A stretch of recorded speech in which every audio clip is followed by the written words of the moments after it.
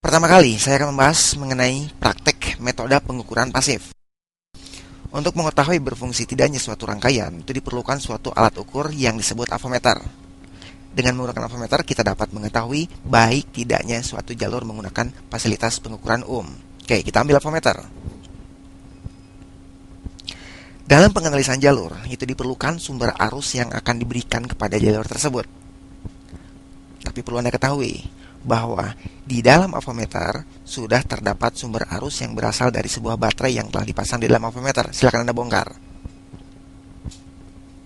Sehingga di saat pengukuran tegangan baterai, ini akan mengalir pada rangkaian yang diukur, walaupun hanya dapat memberikan arus dan tegangan yang sangat rendah. Untuk mengetahui kerusakan jalur pada suatu rangkaian dapat dilakukan dengan dua cara.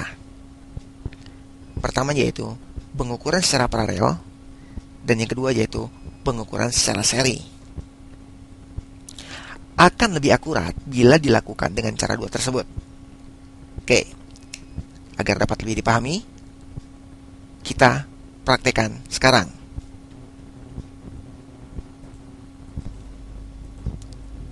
Pertama kali, kita akan mempraktekkan teknik pengukuran paralel. Pada prinsipnya, pengukuran secara paralel adalah pengukuran nilai resistansi atau impedansi pada suatu rangkaian. Tujuannya untuk mengetahui besaran arus yang akan mengalir pada suatu rangkaian. Caranya seperti berikut. Pada avometer akan menunjukkan suatu hasil. Bila di saat pengukuran jarum avometer bergerak penuh ke arah kanan, yaitu menuju kepada 0 ohm, maka tidak akan ada arus listrik yang dapat mengalir dari jalur tersebut. Hasil pengukuran seperti ini menandakan terdapat konsleting pada rangkaian tersebut atau short. Hal ini mungkin bisa disebabkan karena terdapat komponen yang telah rusak atau yang sudah short.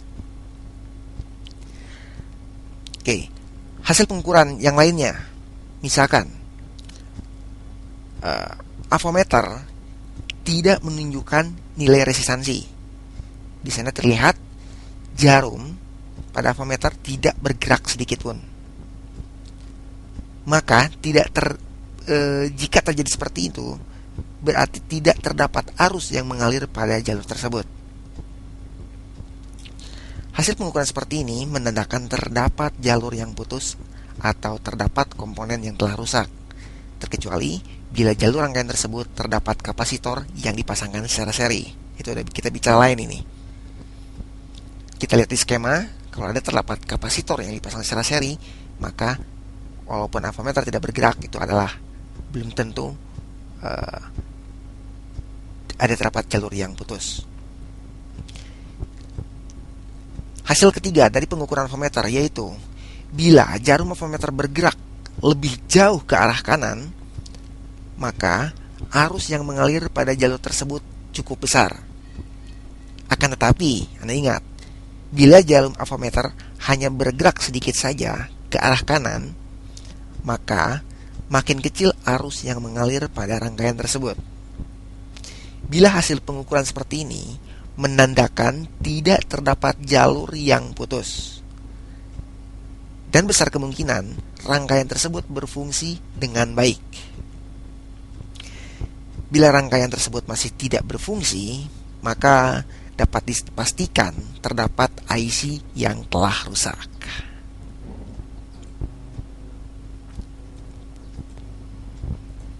Selanjutnya, di sini saya akan menjelaskan tentang teknik pengukuran secara seri. Bila hasil pengukuran paralel menunjukkan bahwa jalur tersebut tidak mempunyai arus, sebaiknya Anda jangan dulu mengambil kepastian atau langsung mengambil keputusan bahwa jalur tersebut telah putus. Anda dapat meyakinkannya dengan cara pengukuran secara seri. Cara ini membutuhkan skema diagram untuk mengetahui komponen yang akan diukur oleh setiap jalurnya. Berbeda dengan pengukuran secara paralel untuk mengetahui nilai impedansi. Tanpa skema pun Anda dapat menggunakannya.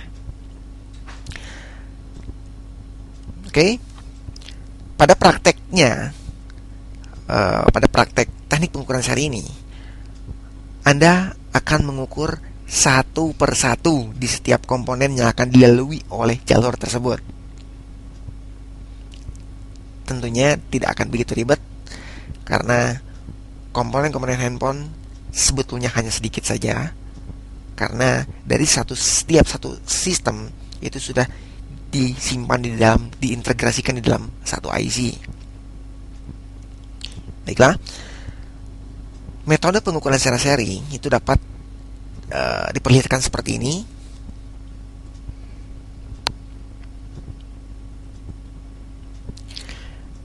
Berbeda dengan metode pengukuran paralel, di mana avometer akan menunjukkan nilai resistansinya.